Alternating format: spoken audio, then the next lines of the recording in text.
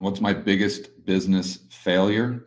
Boy, that's a good question. My biggest, I mean, I think, Stephen, what you're probably asking is like, what was the biggest failure from a standpoint of maybe just losing money or, I mean, I've had a lot of failures.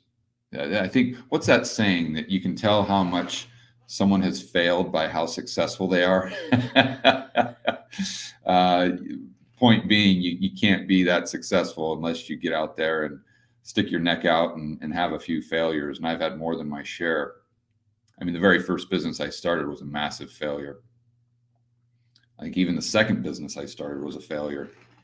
The first business I started was a t-shirt business right out of college. And that was, I mean, I learned a lot, but I didn't make any money. I didn't even make any gross revenue, I don't think.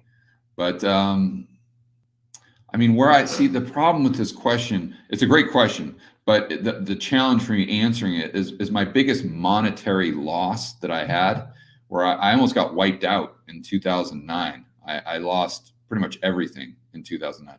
Oddly, not because of the economy. It was because I got into a big fight with a politician, a big legal battle, and he just really tried to put me out of business, and he was almost successful in doing so.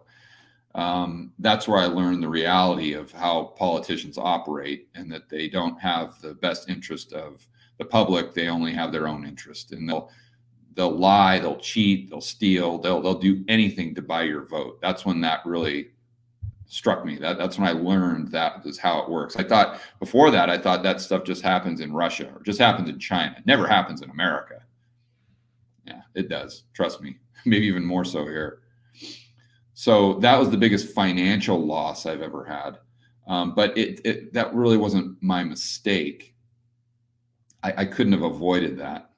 I think let me answer it a different way. The biggest mistake that I made as an entrepreneur is I would have shiny object syndrome. I'd try to do all these things. I'd see, oh, I can make money over there. I can make money over there. I can make money over there. Instead of just looking at the main thing that's bringing on all the profit, and then just get hyper focused on that and just keep riding it and riding it and riding it and riding it. If I would have done that, I'd probably have, oh geez, I mean, triple, quadruple the amount of money that I have right now. And that was my biggest mistake in business. And I'm trying not to make those mistakes now. And as far as in investing, the biggest mistake I ever made is I bought something that was expensive because I thought it was going to get more expensive. And that was the property that I bought in Ecuador back in, I don't know, it was 2013 or 14, something like that. I've talked about that a few times.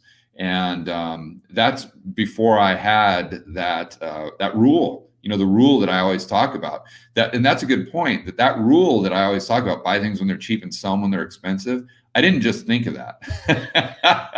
I didn't just hear that from Jim Rogers and say, oh my gosh, that makes sense. I'm just going to keep saying that over and over and over again.